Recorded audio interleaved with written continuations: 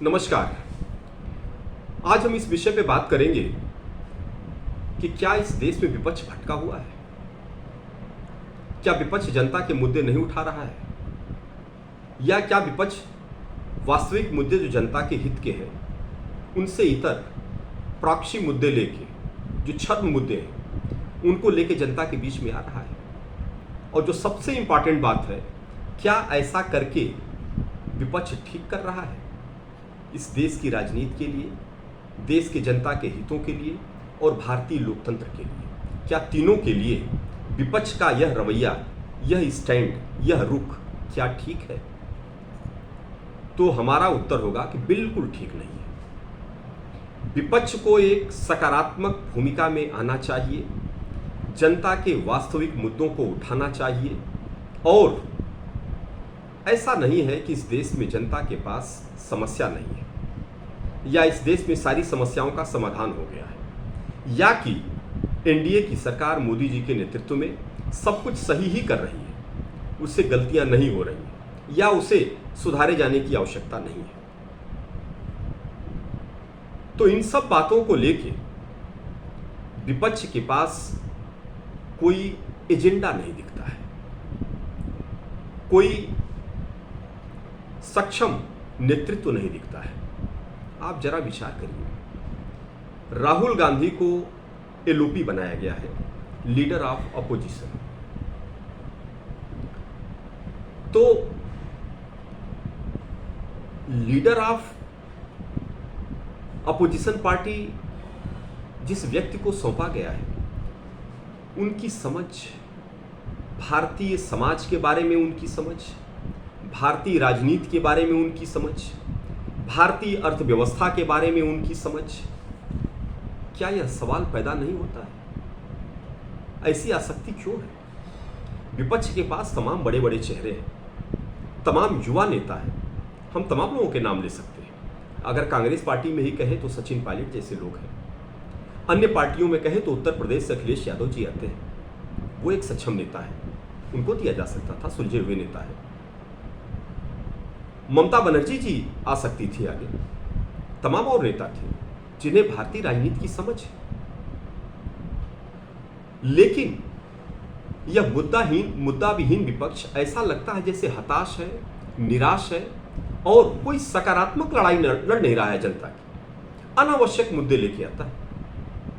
अगर देश किसी दुश्मन देश से लड़ाई लड़ रहा है तो अपने ही देश के शौर्य पर प्रश्न खड़ा करना, अपने देश की सफलता असफलता पे सवाल खड़ा करना, अपने ही देश को अगर अमेरिका का राष्ट्रपति डेड इकोनॉमी कहता है तो उसके डेड इकोनॉमी कहने पर मुहर लगाना और प्रसन्न होना, ताली बजाना।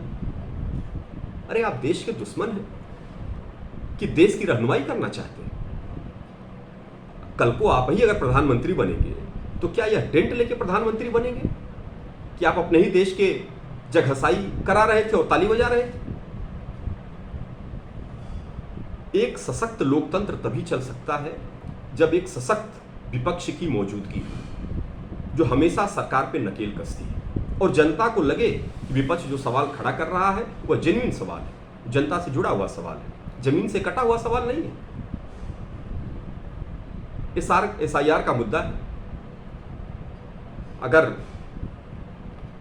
निर्वाचन आयोग चुनाव की जो लिस्ट है, नामावली है, जो मतदाता सूची है, अगर उसका इंटेंसिव रिवीजन कराना चाहती है, स्पेशल इंटेंसिव रिवीजन एसआईआर अगर करा रही है, तो इसमें सकारात्मक सहयोग क्यों नहीं करते? और जो फॉल्ट है निर्वाचन आयोग का उसको पकड़िए, उसको ले आइए, उसको शॉर्ट आउट कराइए। कभी आप वोट चोर कहेंगे, कभी आप चौकीदार चोर कहेंगे, और इस तरह के मुद्दे उछाल के खुद आप जनता के बीच में अपनी जगहसाई कराते हैं। और जो रूलिंग पार्टी है, भारतीय जनता पार्टी यानी जो एनडीए है, स्पेशली आप मोदी जी को डेंट करके, उनको सवाल खड़ा करके आप जनता के बीच में सिंपैथी दे देते हैं उनके लिए। तो एक बड़ा ही यह चिंताजनक मुद्दा है। दूसरी बात, मैं स्पेशली उत्तर प्रदेश की बात करूं, उत्तर प्रदेश में जब समाजवादी पार्टी चुनाव जीती थी और अखिलेश यादव जी मुख्यमंत्री बन के आए थे, यह जब प्रोसेस चल रहा था तो मुझे याद है, दो घटनाएं याद आती हैं। अखिलेश यादव जी कहीं इलाहाबाद या प्रतापगढ़ में कोई सभा कर रहे थे और मंच पर अतीक अहमद अपने स्वभावतः, जैसा कि वो अपना अधिकार समझते थे, वह किसी भी समय नेताजी यानी मुलायम सिंह यादव जी से मिल सकते थे, उनसे अपनी बात कह सकते थे, उनको रोकने टोकने वाला कोई नहीं था। या ऐसा था कि उनसे उनकी ऐसा भय था, उनका ऐसा आतंक था कि हाई कोर्ट के 11 जजेस ने उनके खिलाफ सुनवाई करने से मुकदमे की मना कर दिया था। एक बार तो वो जज के कोर्ट में चले गए और उसको धमकाए। तमाम ऐसे दृष्टांत हैं जिनको गिनाया जा सकता है। ऐसी उनकी छवि थी। अपनी उसी स्थिति को वो सोच रहे थे कि मेरी वही स्थिति बनी हुई है, और अखिलेश यादव जी सभा कर रहे थे, मंच पर थे, मुलायम सिंह यादव जी नहीं थे। ये पहुंच गए और साधिकार भाषण दे रहे थे, वहां पहुंच के इनको कुछ सलाह देने की कोशिश की, उनके कान में कुछ बताने की कोशिश किया, और अखिलेश जी ने हाथ के धक्के से उन्हें हटा दिया था। तब लोगों ने कहा था कि शायद उत्तर प्रदेश की राजनीति बदलने वाली है।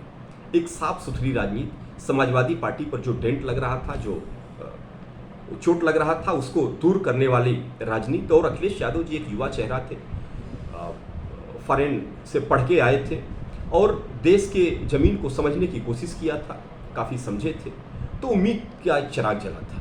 यही नहीं, कुछ माफियाओं के टिकट काट दिया इन्होंने, और तमाम दबाव के बावजूद इन्होंने टिकट देने से मना कर दिया।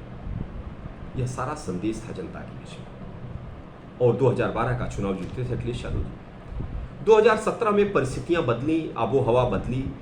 उन्हीं के पार्टी के तमाम ऐसे नेता थे जिनके कुछ ऐसे कार्य थे, अब बताने की जरूरत नहीं है। लोक सेवा आयोग में जो घोटाले हुए, लोक सेवा आयोग में भर्ती में जो धांधली हुई, और खुद इनके पार्टी के अंदर के लोगों ने जो तमाम इस तरह के कार्य किए, आजम खां से लेके और शिवपाल जी से लेके तमाम तरह के जो डेंट थे, वो उन्होंने कहीं ना कहीं धक्का लगाया समाजवादी पार्टी के छवि पर।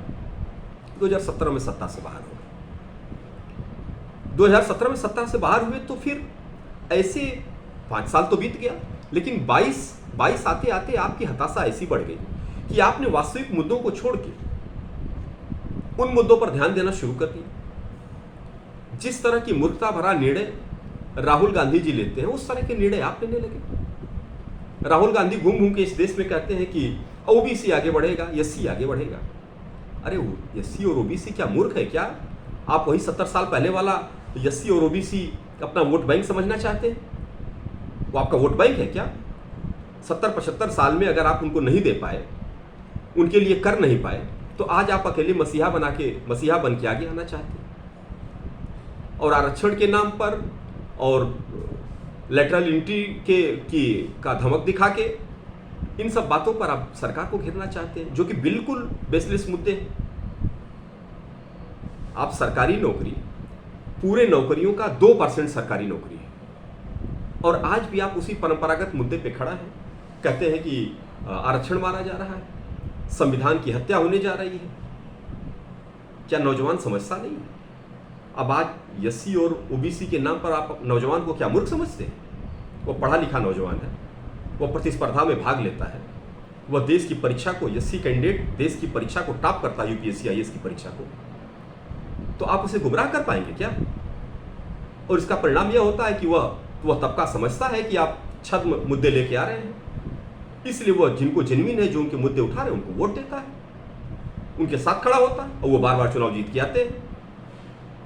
तो इससे आप अपना तो नुकसान कर ही रहे, सबसे बड़ा नुकसान इस देश के लोकतंत्र का कर रहे हैं। आपको समझ नहीं है तो जो समझदार लोग हैं उनको आगे आने दें। और स्पेशली उत्तर प्रदेश की राजनीति में अखिलेश जी जिन जेन्युइन मुद्दों से भटके, उन मुद्दों पर उनको वापस आना चाहिए। जनता से जुड़े मुद्दे को, जेन्युइन मुद्दे को उठाना चाहिए। तमाम ऐसे मुद्दे हैं, मैं 1-2 मुद्दे गिनाता हूँ। जैसे आप बताइए, जो उत्तर प्रदेश में एडेड विद्यालयों के शिक्षक हैं, वहाँ चयन बोर्ड था उनके भर्ती के लिए, चयन बोर्ड समाप्त किया गया। अब जब चयन बोर्ड समाप्त हुआ तो चयन बोर्ड में जो शिक्षकों के हित सेवा को सुरक्षित करने वाली धारा थी, वह धारा निरसित हो गई। अब शिक्षक को टर्मिनेट करने का अधिकार प्रबंध तंत्र को मिल गया। प्रबंध तंत्र न्यायालय के अप्रूवल से शिक्षक की सेवा समाप्त कर सकता है। पहले उसे शिक्षक को मौका मिलता था, आयोग में चयन बोर्ड मामला जाता था, प्रकरण जाता था, वहाँ लोग बैठते थे, दोनों पक्षों को बुलाते थे, बात करते थे, तो शिक्षक की सेवाएं सुरक्षित थी। अब तो एक तरफा हो गया, प्रबंध तंत्र की मनमानी से किसी भी शिक्षक की सेवा समाप्त की जा सकती है और प्रदेश के तमाम शिक्षकों की सेवाएं समाप्त की जा रही है। क्या जेन्युइन मुद्दे नहीं है?